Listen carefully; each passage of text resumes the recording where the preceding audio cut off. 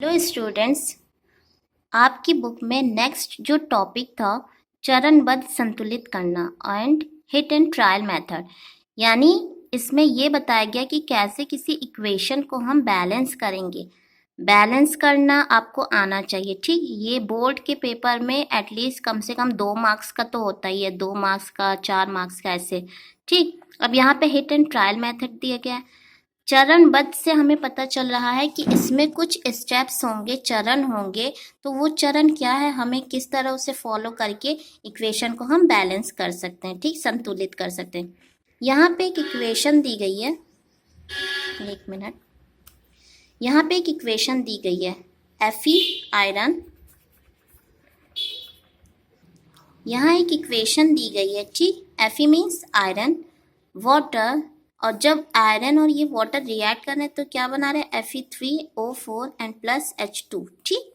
अब यहाँ आप लोग समझ गए होंगे कि अगर ये दोनों पार्टिसिपेट ले रहे हैं किसी रिएक्शन में तो हम इसे क्या कहेंगे, रिएक्टेंट कहेंगे, ठीक, और अभिकारक। नेक्स्ट जो बना हुआ है वो क्या कहलाएगा, प्रोडक्ट और उत्पाद। अब यहाँ देखो, यहाँ आयरन है, वाटर रिएक्ट करके Fe3O4 और हाइड्रोजन गैस बना रहे हैं, ठीक। सबसे पहला स्टेप इसमें ये कहा गया है कि सबसे पहले हम क्या करेंगे, स्क्वायर ब्रैकेट का यूज करेंगे। स्क्वायर ब्रैकेट यानी यहाँ पर, ठीक, आपने स्क्वायर ब्रैकेट यूज किया। इसका मतलब ये है कि हमें अंदर कोई चेंज नहीं करना है, हमें इस ब्रैकेट के बाहर ही कितने नंबर ऑफ एटम्स ऐड करने हैं वो डिसाइड किया जाएगा, ठीक। इतना होने के बाद नेक्स्ट स्टेप आपका ये है, ये जो इस साइड लिखा है वो क्या हो जाएगा, LHS, और ये इस साइड जो लिखा है वो RHS, ठीक। कितने, अगर मैं कहूँ कि यहाँ पे कौन कौन से रिएक्टेंट हैं, तो एक है हमारे पास आयरन, ठीक, दूसरा है हाइड्रोजन, तीसरा है ऑक्सीजन, ठीक। अब यहाँ इसके आगे कुछ नहीं लिखा है तो इसका मतलब क्या है कि यहाँ पे एक एटम है, यानी आयरन का एक एटम है, तो मैंने यहाँ लिख लिया है। लेकिन प्रोडक्ट में कितने एटम हैं आयरन के, 3 हैं, तो मैंने उसे RHS की जगह लिख लिया है। अभी आपको ये नहीं समझ में आएगा, आप इस पे फोकस करिए, इस पे और इस पे, ठीक। हाइड्रोजन के कितने एटम है, यहाँ पर 2, और यहाँ पे हाइड्रोजन के 2, ठीक। फिर यहाँ ऑक्सीजन के कितने एटम हैं, एक ही है, ठीक। लेकिन यहाँ पे कितने हो गए, 4, ठीक।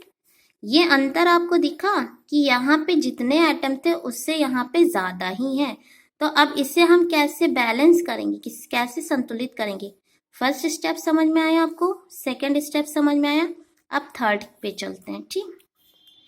थर्ड स्टेप पे हमने देखा कि अगर यहाँ पे प्रोडक्ट में 3 एटम है आयरन के, तो यहाँ पे भी अगर हम 3 यूज करेंगे तब ये बैलेंस हो जाएगा। 3 एटम इधर आयरन के, 3 एटम इधर आयरन के, ठीक। यानी हमने ये 3 यहाँ पे ऐड कर दिया। ब्रैकेट के बाहर आप लिखेंगे, ठीक, कोई साइन नहीं लगेगा क्योंकि ये मैथ्स नहीं है, केमिस्ट्री है। उसके बाद प्लस, ठीक। अब यहाँ देखो, 2 हाइड्रोजन यहाँ पे भी है और यहाँ पे भी 2 हाइड्रोजन है, ये तो ठीक है, लेकिन यहाँ ऑक्सीजन एक ही है और यहाँ पे 4 है, ठीक। यहाँ पे ऑक्सीजन एक है, यहाँ पे 4 है। तब इसे बैलेंस करने के लिए हमें क्या करना पड़ेगा, यहाँ पे अगर हम 4 लिखते हैं, यानी यहाँ पे अगर हम 4 लिखते हैं और इससे इसको देखते हैं तो 4 ऑक्सीजन हो जाएगा, यानी इतना ये सही है, ठीक। लेकिन अगर आप इसे देख रहे हो 2 इंटू 4, तो ये कितने हो जाएंगे, 8, यानी 8 कितने हो जाएंगे, हाइड्रोजन हो जाएगा, ठीक। तो फिर यहाँ पे डिसबैलेंस हो जाएगा, इसीलिए हम क्या करेंगे, 4 ब्रैकेट के बाहर लिखेंगे जो ऑक्सीजन को रिप्रेजेंट कर रहा है, यानी 4 ऑक्सीजन यहाँ हो गया और 4 यहाँ है, तो ये बैलेंस है। अब ये 2 4 जा 8 हुआ, 8 मॉलिक्यूल्स ऑफ हाइड्रोजन, तो हम यहाँ क्या करेंगे, 4, ठीक। अब जब इससे ये मल्टीप्लाई होगा तो ये भी तो 8 हाइड्रोजन हो जाएगा।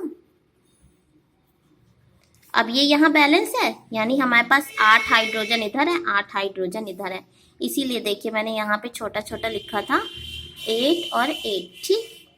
अब number of molecule should be added before outside the bracket, यानी जितने भी आपको एटम्स या फिर जो भी ऐड करना है, यहाँ पे मे बी एटम होगा, ठीक। एटम्स ऐड करने वो ब्रैकेट के बाहर ही करना है, ठीक, उसके अंदर कुछ नहीं करना है। यहाँ तक समझ में आया? हमने 3 यहाँ लिखा है ताकि 3 आयरन के एटम हो जाए, और यहाँ पे तो 3 है ही। यहाँ पे 4 इसलिए लिखा ताकि ऑक्सीजन के 4 हो जाए एटम, यहाँ पे भी 4 है, लेकिन हाइड्रोजन बैलेंस नहीं था, तो हमने क्या किया, अब अगर हम इसे इससे मल्टीप्लाई करते हैं 2 4 ज़ा 8, यानी 8 हाइड्रोजन हो गया, तो हमें यहाँ पे भी 4 लिखना पड़ेगा ताकि 8 हाइड्रोजन यहाँ पे भी हो सके।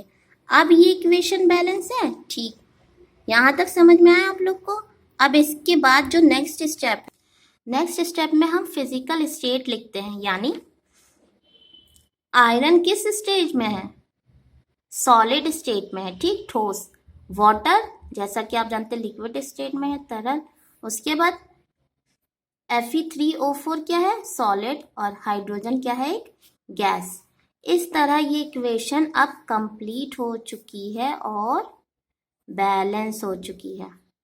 दूसरा एग्जाम्पल लेते हैं, मैग्नीशियम प्लस ऑक्सीजन क्या बना रहा है, मैग्नीशियम ऑक्साइड। अब ये यहाँ पे बैलेंस नहीं है, तो हम इसे बैलेंस कैसे कर सकते हैं? यहाँ देखिए 2 ऑक्सीजन मॉलिक्यूल है, ठीक, यहाँ पे 1 है। अगर हम यहाँ पे 2 एटम मैग्नीशियम के ले लें, ठीक, और ये मिला के क्या बन रहा है, 2MgO, यानी 2 इसके एटम हो गए और 2 इसके हो गए, ठीक। अब ये इक्वेशन बैलेंस हो गई है, ठीक। यहाँ पे 2 था, अब हम जब यहाँ पे अगर 2 लिख देंगे और यहाँ पे 2 लिख देंगे तो ये इसके इक्वल है कि नहीं है, 2 एटम मैग्नीशियम के, तो यहाँ पे भी 2 एटम मैग्नीशियम के। उसके बाद यहाँ पे 2 एटम ऑक्सीजन के, तो यहाँ पे भी ये 2 जब इधर जाएगा तो 2 इसके हो जाएंगे, ठीक। यहाँ पे हमने फिजिकल स्टेट लिखी है, मैग्नीशियम किस स्टेट में, सॉलिड ठोस में, ऑक्सीजन किस में है, गैस में है, ठीक। अब ये जो दोनों रिएक्ट करके बना क्या रहे हैं, सॉलिड स्टेट का मैग्नीशियम ऑक्साइड बना रहे हैं, ठीक। इसके बाद आप लोग पढ़ेंगे टाइप्स ऑफ रिएक्शन। तो टाइप्स ऑफ रिएक्शन को स्टार्ट करने से पहले आप लोग जिस पेज नंबर पे ये दिया गया होगा एक बार रीड कर लीजिए, हिंदी मीडियम स्टूडेंट भी और प्लस फरहीन आप भी इंग्लिश मीडियम भी, ठीक। तब जब आप एक बार रीड करोगे तब मैं अगर आपको बताऊंगी तो आपको शायद जल्दी सही से समझ में आएगा, ठीक। Thank you.